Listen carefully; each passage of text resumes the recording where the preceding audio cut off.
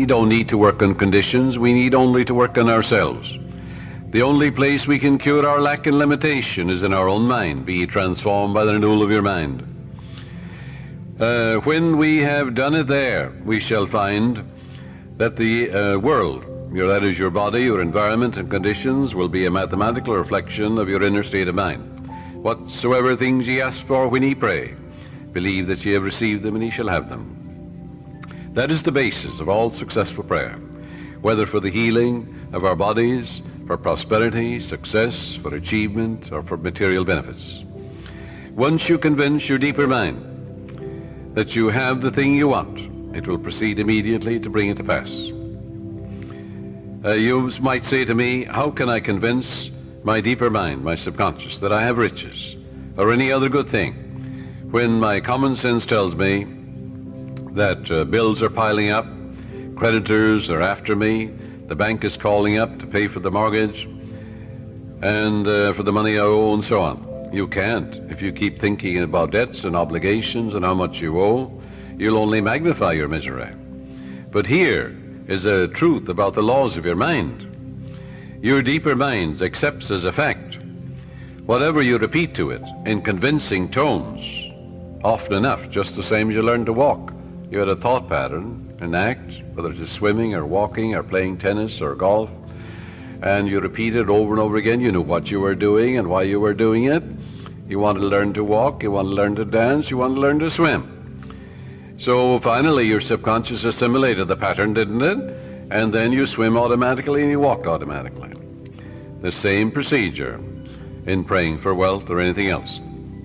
Once your subconscious accepts the statement as a fact, it proceeds to do everything possible to bring riches to you. Now that's the whole purpose of affirmations, so that you convince yourself of the truth of that which you affirm. Then your deeper mind will bring these things to pass. Many men say to me, I got an affirmation from someone, and it said, I am rich and prosperous now, I am successful, and I'm very wealthy. That affirmation, he said, succeeded in making me much more aware of my need, because you see, he believed more in poverty and lack than he did in the riches all around him. So I explained to him, I said, you must turn away from that pattern and come back, change your belief. Your subconscious accepts what you believe. I said, look around you, realize that God created you and the whole world. It's an invisible spirit within you. Everything is made inside and out of it. It started your heartbeat. It's the air you breathe, the water you drink, it's the fruit that you eat. And therefore turn away and turn within and change that and say, I recognize the eternal source of my supply. God is the source of my supply. All my needs, spiritual, mental, material, are met at every moment of time and point of space. And God's wealth is circulating in my life, and there's always a surplus. So by day and by night I'm advancing, moving forward and growing, spiritually, mentally, materially, financially, intellectually, in every way. And all things be ready if the mind be so. It is done unto me as I believe. And before they call I will answer, while they're yet speaking I will hear. Oh, how I love thy law. Let it be my meditation both day and night. And the law is, I am what I contemplate. I am what I believe myself to be. According to my faith is it done unto me. God gave you richly all things to enjoy. God made you rich, why then are you poor? And as he began to realize the source of the infinite ocean of supply, the source of the very hair in his head, the source of the power that enables him to lift a chair, the source of the grass, the source of the hay in the field, the source of the cattle in 1,000 hills. He began to realize the source. He aligned himself with it. And then it made sense to him. Then he realized that he was writing in his subconscious mind the idea of wealth, of growth, and prosperity. He changed his belief to a belief in the riches, the endless riches all around him, instead of poverty, which was a false belief in his mind. Don't you know there's enough fruit rots in the tropics to feed all humanity? Nature is lavish, extravagant, bountiful. God gave you richly, yes, all things to enjoy. These things, he said, I've said unto you, that my joy might remain in you, and your joy might be full. Heretofore you've asked for nothing, now ask, that your joy might be full. And I am come that you might have life, and have it more abundantly. Heretofore you've asked for nothing, now ask, that your joy might be full. But to ask, you see, in the Bible is to claim. And as Paul says, you claim it boldly, but you know what you're doing and why you're doing it. So if you have a lot of debts and obligations, a lot of bills to pay, don't worry about them. Turn to the source, which is endless. Remember the farmer, what he says to you. He says, well, I don't worry about the weeds. The grain is growing, and it will kill all the weeds. That's what the farmer tells you. Likewise, as you focus on your good, on guidance and right action, on the eternal source of your supply, whether it is mental or spiritual or financial you need, there's but one source, not two. And as you turn to it and give thanks for that endless supply, then all the weeds will be killed. Thoughts of lack and limitation will die in you, and God will multiply your good exceedingly. Joy into your life. Pray for joy by claiming it. The joy of the Lord is my strength, the Bible says. Repeat that to yourself, and after a while, you'll be amazed what will happen to your bloodstream and to the general circulation. Don't keep analyzing it or gritting your teeth about it. Just know that joy is the elan of life, the expression of life. Don't work like a horse at it. Use no willpower, no muscle power, no blood vessel power is involved in this mental and spiritual therapeutic technique. Just know and claim that the joy of the Lord is flowing through you now, and wonders will happen as you pray this way. Freedom and peace of mind will be yours as a result. If you have peace of mind, you'll have peace in your pocketbook, in your home, your relationship with people, for peace is the power of the heart of God. And there is a river, the streams whereof make glad the city of my God. The city of God is your mind, the people who dwell there. Well, you know very well who dwells there. Your thoughts, ideas, images, beliefs, opinions. Make sure they conform to the divine standard. A woman said to me, I was blocked financially. I had reached the point where I had not enough money for food for the children. All I had, she said, was $5. I held it in my hand and said, God will multiply this exceedingly according to his riches and glory. And I am now filled with the riches of the infinite. All my needs are instantaneously met now on all the days of my life. All right, she believed that. It wasn't idle words. You don't gain the ear of God by vain repetitions. No, you must know what you're doing and why you're doing it. You must know that your conscious mind is a pen, and you're writing something, engraving something in your subconscious mind. And whatever you impress your subconscious mind with will be expressed on the screen of space. It'll come forth as form, function, experience, and events, good or bad. So make sure you plant that which is lovely and of good report. She said, I affirmed that all my needs are instantaneously met now and all the days of my life for about a half an hour. And a great sense of peace came over me. I spent the $5 freely for food. The owner of the market asked me if I wanted to work there as a cashier, since the present one had just gotten married and left. I accepted it, and shortly afterwards I married the owner, my boss. And we have experienced and are experiencing all the riches of life. This woman looked to the source. She didn't know how her prayer would be answered, because you never know the workings of the subconscious. She believed in her heart in the blessings of the infinite. Follow. To believe is to live in the state of being it. It also means to be alive to the eternal truths. Her good was magnified and multiplied exceedingly, because the subconscious always magnifies what you give attention to. There is a presence and a power within you, and you can use it, and you can stir up, as Paul says, the gift of God within you. For God is the giver and the gift, and everything has been given to you. And therefore you can tune in and claim guidance, right action, beauty, love, peace, abundance, security. You can say to yourself, well, God's ideas unfold within me, bringing me harmony, health, peace, and joy. If you're in business, you're a professional man, you're an artist, you're an inventor, just sit down quietly and say, God reveals to me new creative ideas, original, wonderful ideas, which bless humanity in countless ways. And then watch the wonderful ideas come to you. And they will come, because when you call, it answers. Remember what it says in the Bible? Call upon me, I'll answer you. I'll be with you in trouble. I'll set you on high because you have known my name. And the name means the nature. Well, the nature of infinite intelligence is responsiveness. Call, the response comes. Constantly affirm, feel and believe that God multiplies your good exceedingly, and you will be enriched every moment of the day, spiritually, mentally, intellectually, financially, and socially, for there's no end to the glory of man for his daily living. Watch the wonders that will happen as you impress these truths in your subconscious mind.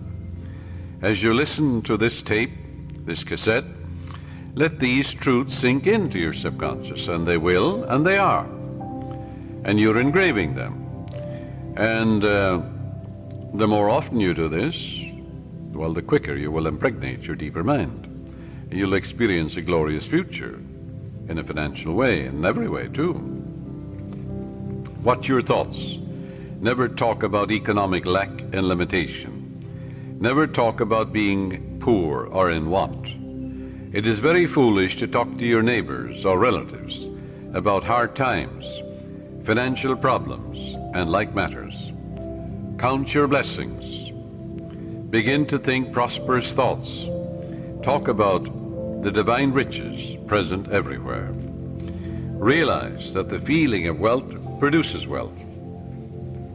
When you talk about not having enough to go around, and how little you have, and how you must cut corners and eat the cheapest meat, these thoughts are creative, and you are only impoverishing yourself.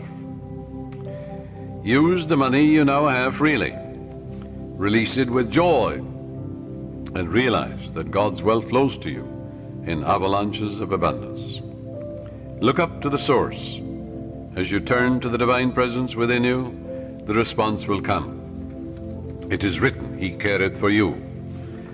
You will find neighbors, strangers, associates adding to your good, and also to your supply of material things. Make it a practice to pray for divine guidance in all your ways, and believe that God, or the Supreme Intelligence, is supplying all your needs according to His riches and glory. Claim it boldly. Come boldly to the throne of grace, Paul says. And grace, when it's removed from its mystique, is simply the mathematical, orderly reflection of your habitual thinking and imagery. In other words, there's supreme intelligence that responds to your conscious thinking and imagery. Pray for divine guidance, therefore, in all your ways. As you make a habit of this attitude of mind, you will find the invisible law of opulence can and will produce visible riches for you. Recently, a doctor told me that her constant prayer was as follows: I live in the joyous expectancy of the best, and invariably the best comes to me. My favorite Bible verse, she said, with which I saturate my mind is, He giveth to all life and breath and all things. That's from the book of Acts, 17th chapter, 25th verse. She has learned that she is not dependent on people for joy, health, success, and happiness or peace of mind. She looks to the living Spirit Almighty within her for promotion, achievement, wealth, success, and happiness. Whosoever trusteth in the Lord, happy is he. That's from the book of Proverbs, 16th chapter, 20th verse.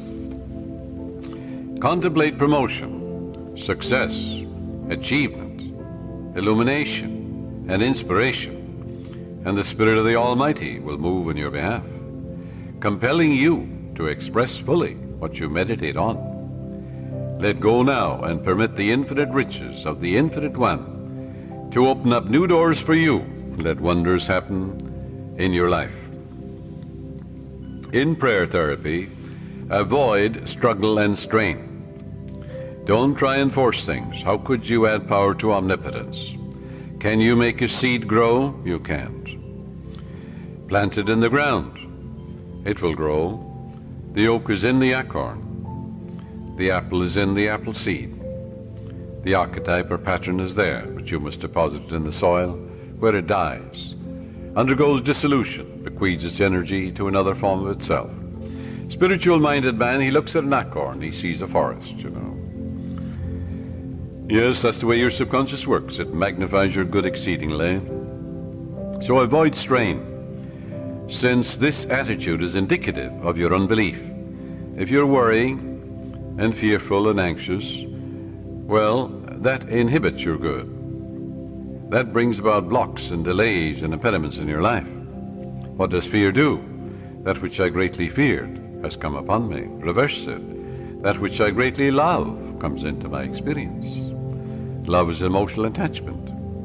In your subconscious is all the wisdom and power necessary to solve any problem. Your conscious mind is prone to look at external conditions and tends continually to struggle and to resist. Remember, however, it is the quiet mind that gets things done. Quiet your body periodically.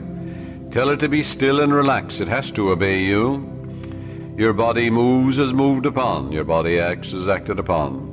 Your body has no self-conscious intelligence, no volition, no will. It moves as moved upon. You can play a melody of God on your body. When your conscious mind is quiet and receptive, the wisdom of your subconscious rises to the surface mind, and you receive your solution. A beauty parlor operator told me that the secret of her success was that every morning prior to opening her beauty salon, she had a quiet period in which she affirms, God's peace fills my soul, and God's love saturates my whole being. God guides, prospers, and inspires me. I am illumined from on high, and His healing love flows from me to all my clients. Divine love comes in my door. Divine love goes out of my door. All those who come into my salon are blessed, healed, and inspired. The infinite healing presence saturates the whole place. This is the day the Lord hath made, and I rejoice and give thanks for the countless blessings which come to my clients and to myself. She had this prayer written out on a card and reiterates these truths every morning.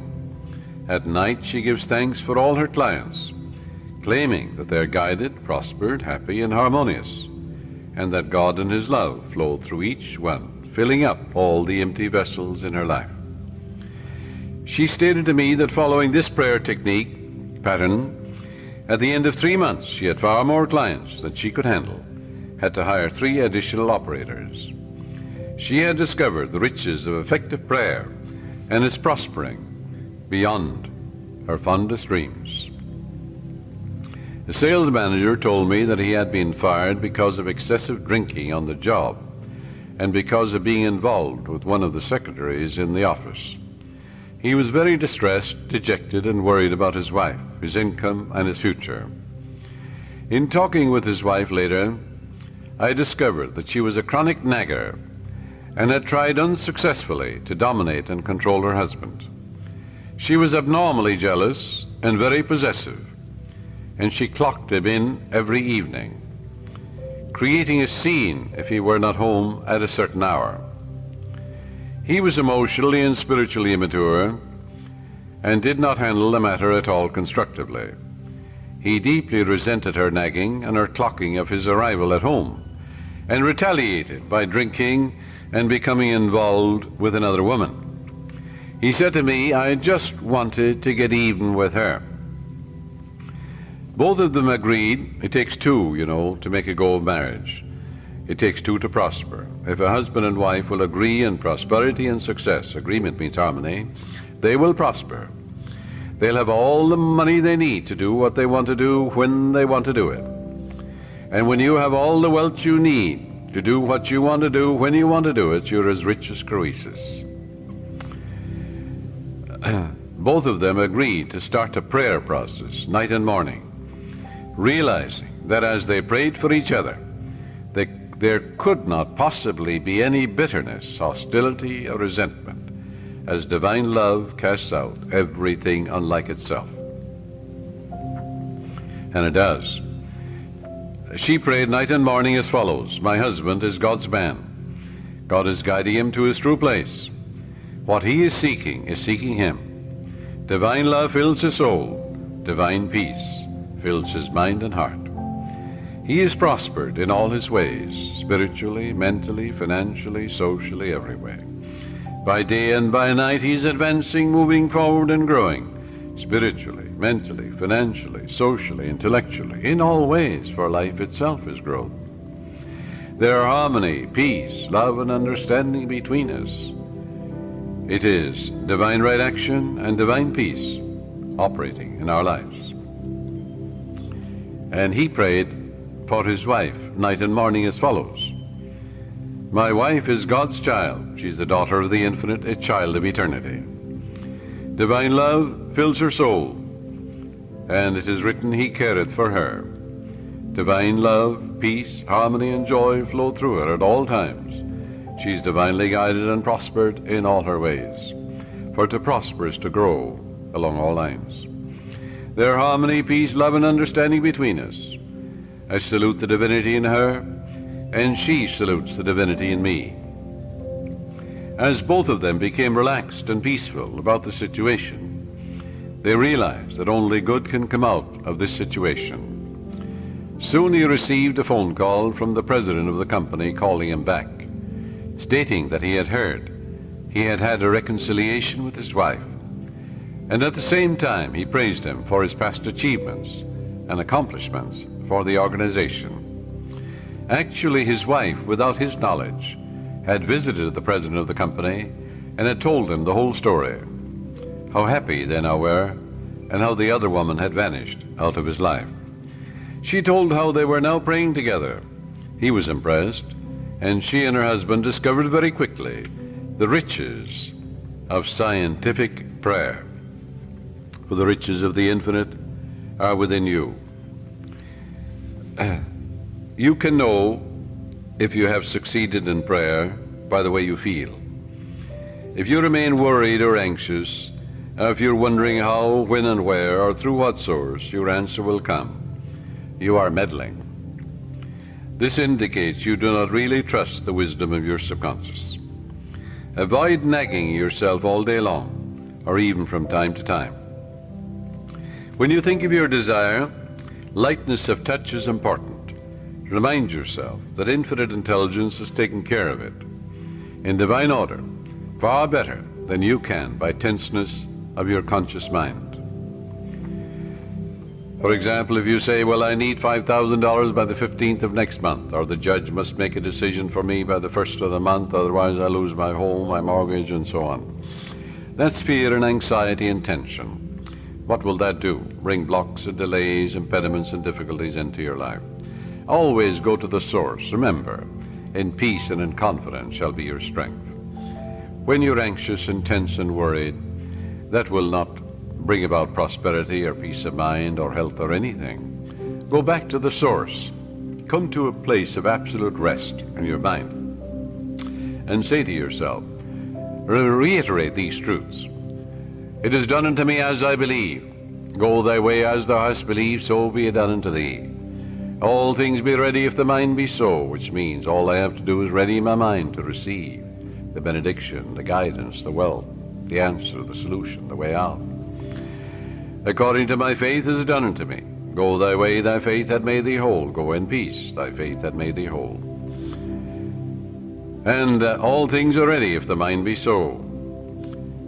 The light of God shines in me. The peace of the everlasting God fills my soul. And quietness and confidence shall be my strength. God gave me richly all things to enjoy. With God all things are possible. Reiterate these simple truths. Say, the Lord is my shepherd, I shall not want. He maketh me to lie down in green pastures. He leadeth me beside the still waters. He restoreth my soul. When I call upon him and he answers me, he'll be with me in trouble. He'll set me on high because he hath known my name. God is my instant everlasting supply, and ever-present help in time of trouble. Reiterate these truths. Read a psalm like the 23rd and 91st Psalm, and go over these psalms quietly, peacefully and lovingly. You'll get to a point of rest and peace in your mind, and you realize that God is never late, that God is your instant and everlasting supply, guiding and directing you, revealing to you everything you need to know, opening up the door for you, revealing to you the solution. And God's riches are circulating in your life, and there's always a surplus. Then, when you act that attitude of mind, the way will open up, the dawn will appear, and the shadows will flee away. But you won't get an answer by worry and fear and tension and anxiety. This will only attract more lack, more difficulties. So reverse it. Go back to the source. Reiterate the truths you know. Dwell upon the truths of God, such as God is absolute peace, absolute harmony, boundless wisdom, infinite intelligence, the ever-living one, the all-wise one, the all-knowing one, the self-renewing one, knows all and sees all, the source of all blessings.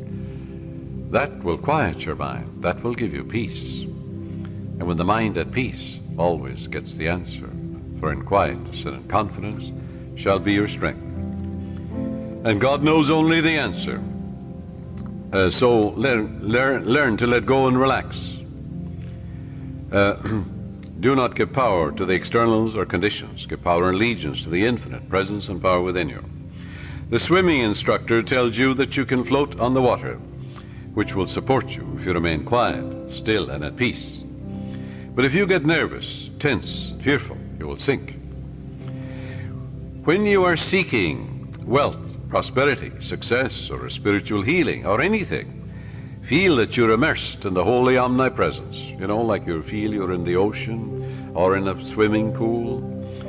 And realize the golden river of life, love, truth, and beauty are flowing through you now, transforming your whole being into the pattern of harmony, love, peace, and abundance. Feel yourself swimming in the great ocean of life. That sense of oneness will restore you, for he restoreth my soul. The following meditation will bring many wonderful things into your life. Listen to it and say, these truths are sinking into my subconscious mind. I picture them going from my conscious to my subconscious, like seeds I'm depositing in the soil. I know that I'm old-fashioned and create my own destiny. My fate is in the infinite being which created all things, and my faith in God is my fortune. This means an abiding faith in all things good. I live in the joyous expectancy of the best, and only the best comes to me.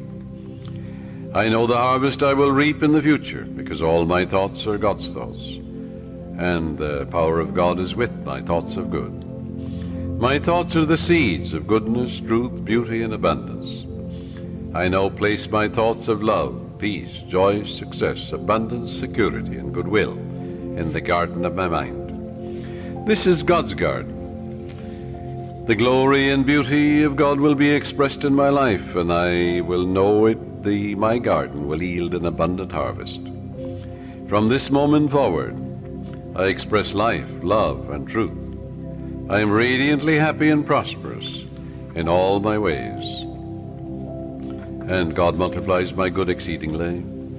To prosper means to succeed, to thrive, to turn out well. In other words, when you are prospering, you're expanding, growing spiritually, mentally, financially, socially, and intellectually. Never be envious or jealous of another person's wealth or promotion or their diamonds or jewels, for that would impoverish you. That would attract lack and limitation to you. Rejoice in their success, in their prosperity, in their wealth, and wish for them greater riches, because what you wish for the other, you're wishing for yourself, for you're the only thinker. What you think about the other, you're creating in your own mind and body and experience, and also your pocketbook. This is why you rejoice in the success and the prosperity and the millions that others have. In order to truly prosper, it is necessary that you become a channel through which the life principle flows freely, harmoniously, joyously, and lovingly. I suggest that you establish a definite method of working and thinking, that you practice it regularly and systematically every day. One young man who consulted me had experienced a poverty complex for many years, had received no answers to his prayer. He had prayed for prosperity, but the fear of poverty continuously weighed on his mind.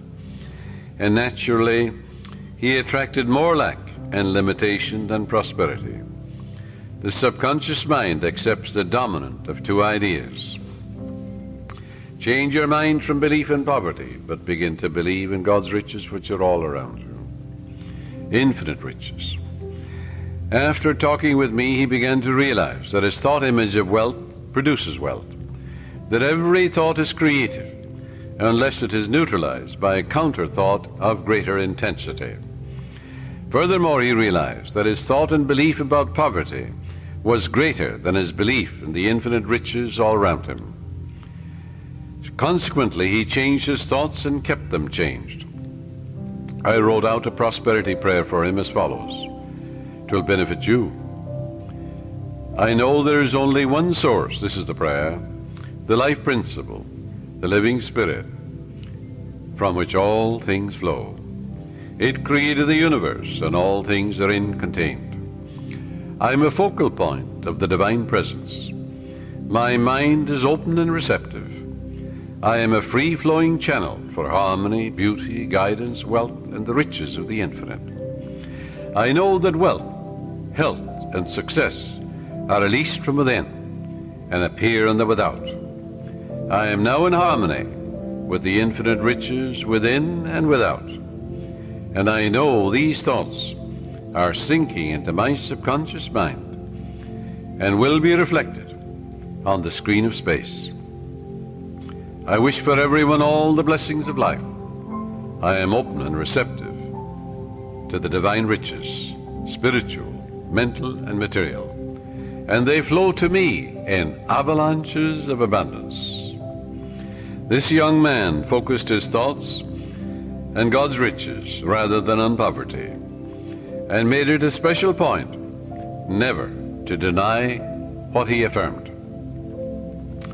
Many people pray, for wealth, and they deny it an hour later. They say, I can't afford this, I can't make ends meet. They're making a mockery of their prayer. They're like the man that gets into a taxi in New York, and he's going to the airport, and on the way he says to the taxi driver, oh, take me back home, I forgot my passport. So he goes back. Then he said on the way again, oh, I better go to my club, I forgot my wallet. So the taxi driver takes him to his club. And he says, oh, I forgot some letters at my grandmother's. So off he goes to the grandmother. And he gives a half a dozen directions in a half an hour to the taxi driver. Finally, the taxi driver takes him into the police station because he realized he's mental. Well, now this is the way millions of people pray, even in the New Thought movement. They give a half a dozen directions to their subconscious mind in a half an hour or an hour. The subconscious is so confused and perplexed, it doesn't know what to do, it doesn't do anything. So it results in plain frustration. Frustration, it comes from frustrare, to deceive, to work for nothing. So you don't put a seed in the ground and then dig it up. Stop contradicting what you affirmed. And that's the way people pray for prosperity. They're constantly denying what they're affirming. And they're making a mockery of prayer. So this young man focused his thoughts on God's riches rather than poverty, and he stopped saying, I can't afford, or I can't buy that piano, or I can't buy that car. He never used the word can't. Can't is the only devil in the universe. Your subconscious takes you literally and blocks all your good. Now, in a month's time, his whole life was transformed. He affirmed the above truths, which I just mentioned, morning and evening for about 10 minutes, slowly and quietly, engraving them in his mind, knowing what he was doing, believing what he was doing, knowing that he was actually writing down these truths in his subconscious mind, causing the latter to be activated and to release its hidden treasures. For the gold mine is in your subconscious, the diamond mine is there. It's the source of all the riches of heaven. Although this man had been a salesman for 10 years with rather dim prospects for the future, suddenly he was made sales manager at $30,000 a year plus prime benefits. Your subconscious has ways that you know not of. It's impossible to impregnate your subconscious mind with the idea of wealth and be poor. It's impossible to impregnate your subconscious with the idea of success. Good heavens, you are born to win, to succeed. The infinite can fail. You're born to triumph. Son, thou art ever with me, and all that I hath is thine. Let your prayer be, by day and by night I'm advancing, moving forward and growing. God gave me richly all things to enjoy.